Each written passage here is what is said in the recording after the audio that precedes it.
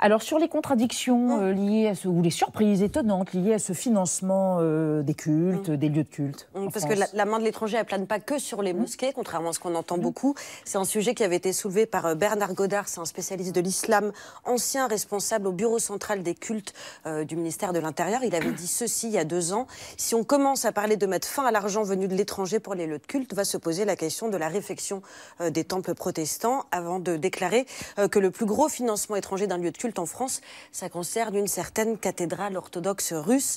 Un centre spirituel et culturel orthodoxe est construit en plein Paris, à 2 pas de la Tour Eiffel, qui abrite une salle de concert, une salle d'exposition, un café, une école bilingue franco-russe qui a été entièrement ou presque financée par la Russie à hauteur de 170 millions d'euros, en tout cas pour ce qu'on en sait. En tout cas, ça concerne le terrain et les travaux. Et puis surtout, cet endroit, il bénéficie d'un statut un peu particulier, un statut diplomatique qu'il rattache à l'ambassade russe à Paris, qui interdit, par exemple, toute perquisition, saisie de biens entre ces murs.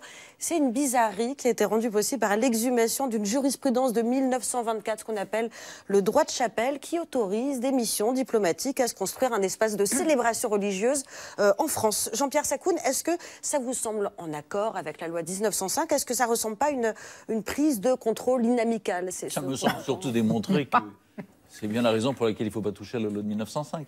La loi de 1905 est une loi d'équilibre. Elle a mis 10 ans à être construite. Elle a mis 10 ans à être discutée entre les républicains, qui d'ailleurs ont été excommuniés à la suite du vote lorsqu'ils ont voté la loi, comme on ne s'en souvient pas. Mais grâce à vous aussi. Mais voilà, ils ont tous été excommuniés. Est-ce que ça ne prouve pas qu'il y a un deux poids, non, il n'y a pas de mesure? Mais justement, il ne faut débat, surtout pas qu'il y ait 2 poids, 2 mesures. C'est pas déjà le cas? Nous n'avons pas, nous, laïcs et républicains, à venir nous poser ces questions et surtout, enfin nous poser des questions, oui, mais intervenir. Nous n'avons pas à intervenir. De quel droit l'État laïque français qui a séparé les églises et l'État va-t-il intervenir pour dire oui, ce financement c'est bien, ce financement c'est mal, et vous allez vous organiser, vous, Islam de France, comme nous avons décidé. Certains financements sont plus problématiques que d'autres. Ils sont plus problématiques que d'autres. C'est à nos concitoyens musulmans de se préoccuper de cette question et de le résoudre. Et pas que, mais d'abord. Mais si on prend... D'abord, avant toute chose. Parce que si nous nous trouvons dans une situation dans laquelle la loi de 1905 est modifiée pour une intervention de l'État et pour une organisation dans laquelle l'État interviendrait, qui va être là? Ce sont évidemment les activistes.